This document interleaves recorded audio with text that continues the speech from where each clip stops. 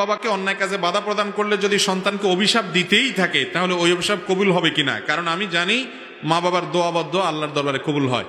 প্রথম কথা হলো, মা বাবা যদি ভুল কিছু বলে তাকে সংশোধন করার জন্য পদ্ধতিটা হবে খুব ভদ্রচিত ভাবে। এমন ভাবে আপনি করবেন না যে তারা মনে কষ্ট পায়।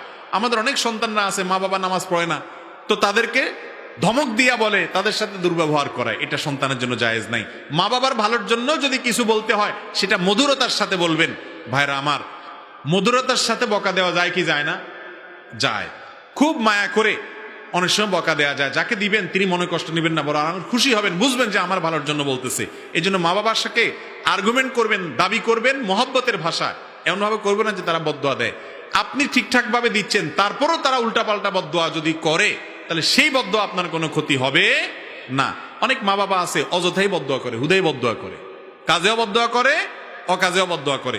তো ওইরকম উল্টাপাল্টা বদদোয়া আল্লাহ অবশ্যই কবুল করবেন না, কারণ আল্লাহ তাআলা কারো প্রতি জুলুম করেন না।